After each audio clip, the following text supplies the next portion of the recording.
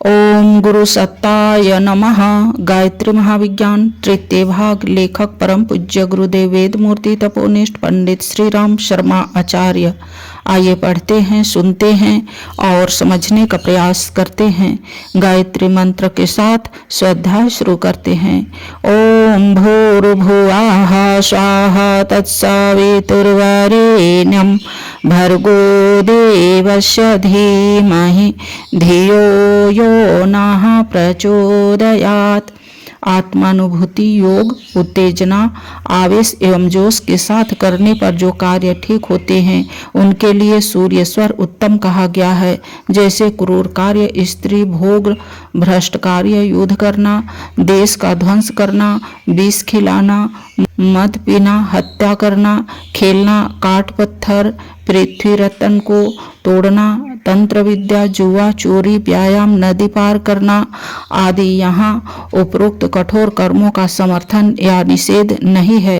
शास्त्रकार ने तो एक वैज्ञानिक की तरह विश्लेषण कर दिया है कि ऐसे कार्य उस वक्त अच्छे होंगे जब सूर्य की उष्णता के प्रभाव से जीवन तत्व उत्तेजित हो रहा हो। शांतिपूर्ण मस्तिष्क से भली प्रकार से कार्यों को कोई व्यक्ति कैसे कर सकेगा। इसका तात्पर्य यह भी नहीं कि सूर्य स्वर में अच्छे कार्य नहीं होते। संघर्ष और युद्ध आदि कार्य देश, समाज अथवा आश्रित की रक्षार्थ भी हो सकते हैं और उनको सब कोई प्रशंसनीय बतलाता है।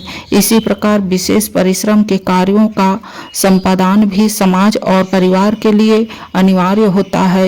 वे भी सूर्य स्वर में उत्तमता युक्त होते हैं। कुछ क्षण के लिए जब दोनों नाड़ी ईड़ा पिंगला रुक कर सुषुम्ना चलती है तब प्रायः शरीर संधि अवस्था में होता है। वह संध्या काल है। दिन के उदय और अस्त को संध्या काल कहते हैं। इस समय जन्म या मरण काल के समान पारलौकिक भावनाएं मनुष्य में जागृत होती है और संसार की ओर से विरक्त, उदासीनता अरुचि होने लगती है। स्वर की संध्या से भी मनुष्य का चित्त सांसारिक कार्यों के कुछ उदासीन हो जाता है और अपने वर्तमान अनुचित कार्यों पर पश्चाताप स्वरूप खिन्नता प्रकट करता हुआ आत्मचिंतन की ओर झुकता है। वह क्रिया बहुत ही सूक्ष्म होता है, अल्पकाल के लिए आती है, इसलिए हम अच्छी तरह पहचान भी नहीं पाते। यदि इस समय परमार्थ चिंतन और ईश्वर आराधना का अभ्यास किया जाए तो निस्संदेह उसमें बहुत उन्नति हो सकती है, किंतु सांसारिक कार्यों के लिए यह स्थिति उपयुक्त नहीं है। इसलिए सुषुम्ना स्वर में आरंभ होने वाले कार्यों का परिणाम अच्छा नहीं होता है, अक्सर अधूरे या असफल रह जाते हैं। सुषुम्ना की दशा में मानसिक विकार दब जाते हैं और गहरे आत्मिक भाव का थोड़ा बहुत उदय होता है। इसलिए इस समय में दिए हुए शाप या वरदान अधिकांश फलीभूत होते हैं, क्योंकि इन भावनाओं के साथ आत्म तत्व का बहुत कुछ सम्मिश्रण होता है। ईड़ा शीत ऋतु है तो पिंगला ग्रीष्म ऋतु। जिस प्रकार शीत ऋतु के महीने में शीत की प्रधानता रहती है, उसी प्रकार चंद्रनाड़ी शीतल होती है और ग्रीष्म ऋतु के महीनों में जिस प्रकार गर्मी की प्रधानता रहती है, उसी प्रकार सूर्य नाड़ी में उष्णता उत्तेजना का प्राधान्य होता है। स्वर बदलना। कुछ विशेष कार्यों के संबंध में स्वर शास्त्रज्ञों के जो अनुभव हैं उनकी जानकारी सर्वसाधारण के लिए बहुत ही सुविधाजनक होगी। बताया गया है कि प्रस्थान करते समय चलती स्वर के शरीर भाग को हाथ से स्पर्श करके उस चलित स्वर वाले कदम को आगे बढ़ाकर यदि चंद्र नाड़ी चलती है तो 4 बार और सूर्य स्वर के तो 5 बार उसी पैर को जमीन पर पटक कर प्रस्थान करना चाहिए। यदि किसी क्रोधी पुरुष के पास जाना है तो अचलित जो स्वर न चल रहा हो कि पैर को पहले आगे बढ़ाकर प्रस्थान करना चाहिए और अचलित स्वर की ओर उस पुरुष को करके बातचीत करनी चाहिए। इसी रीति से उसकी बढ़ी हुई उष्णता को अपना अचलित स्वर की ओर का शांत भाग अपनी आकर्षण विद्युत को खींचकर शांत बना देगा और मनोरथ में सिद्धि प्राप्त होगी। गुरु, मित्र, अफसर, राज दरबार से जबकि वाम स्वर चलित हो तब वार्तालाप कार्य आरंभ करना ठीक है। कई बार ऐसे अवसर आते हैं जब कार्य अत्यंत ही आवश्यक हो सकता है, किंतु उस समय स्वर विपरीत चलता है।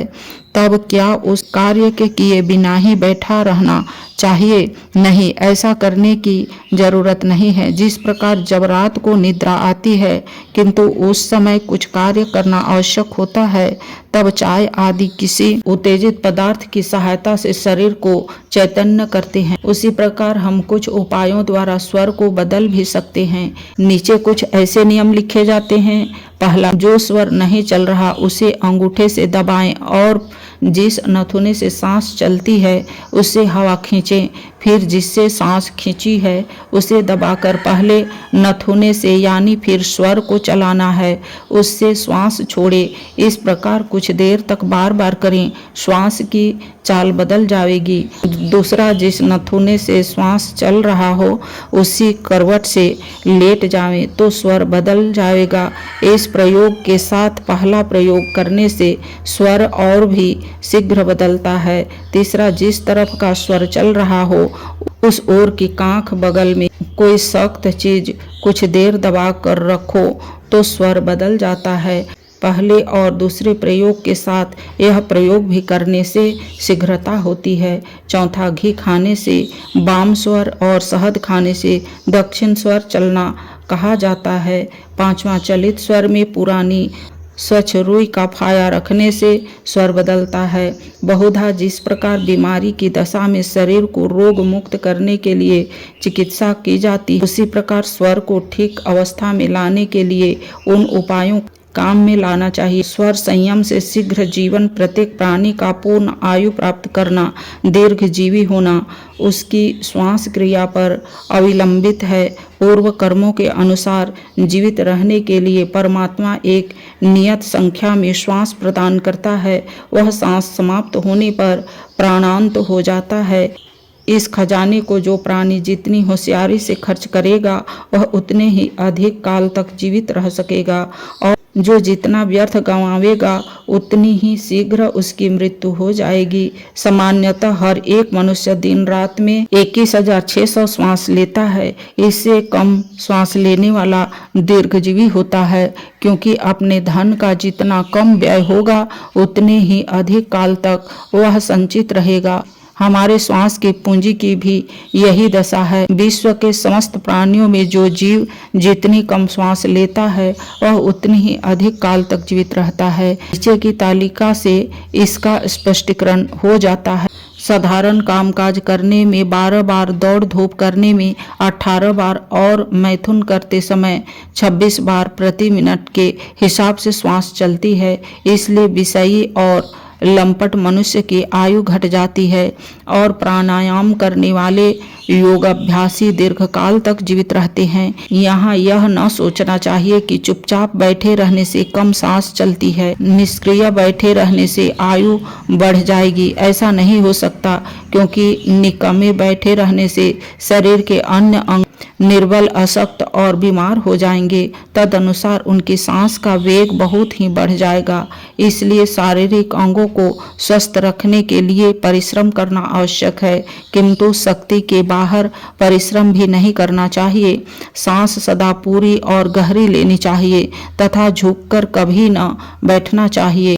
नाभि तक पूरी सांस लेने पर एक प्रकार से कुंभक हो जाता है और श्वास की संख्या कम हो जाती है। मेरुदंड के भीतर एक प्रकार का तरल जीवन तत्व प्रवाहित होता रहता है, जो सुषुम्ना को बलवान बनाए रखता है। तद अनुसार मस्तिष्क की पुष्टि होती रहती है। तो यदि मेरुदंड को झुका हुआ रखा जाए तो उस तरल तत्व का प्रवाह रुक जाता है और निर्बल सुषुम्ना मस्तिष्क का पोषण करने से वंचित रह जाती है। सोते समय चित होकर लेटना चाहिए। इससे सुषुम्ना स्वर चलकर विघ्न पैदा होने की संभावना रहती है। ऐसी दशा में अशुभ तथा भयानक स्वप्न दिखाई पड़ते हैं। इसलिए भोजन उपरांत प्रथम बाएं फिर दाहिने करवट लेना चाहिए। भोजन के बाद कम से कम 15 मिनट आराम किए बिना यात्रा करना भी उचित नहीं है। शीतलता से अग्नि मंद पड़ जाती है, उष्णता से तीव्र होती है। यह प्रभाव हमारी जठराग्नि पर भी पड़ता है। सूर्य स्वर में पाचन शक्ति की वृद्धि रहती है, अतएव इसी स्वर में भोजन करना उत्तम है। इस नियम को सब लोग जानते हैं कि भोजन के उपरांत बाएं करवट से लेटे रहना चाहिए। उद्देश्य यही है कि बाएं करवट से दक्षिण स्वर चलता है, जिससे पाचन शक्ति प्रदीप्त होती है। ईड़ा, पिंगला और सुषुम्ना की गतिविधि पर ध्यान रखने से वायु तत्व पर अपना अधिकार होता है। वायु के माध्यम से कितनी ही ऐसी बातें जानी जा सकती है जिन्हें साधारण लोग नहीं जानते। मकड़ी को वर्षा से बहुत पहले पता लग जाता है कि मेघ बरसने वाला है, तदनुसार वह अपनी रक्षा का प्रबंध पहले से ही कर लेती है।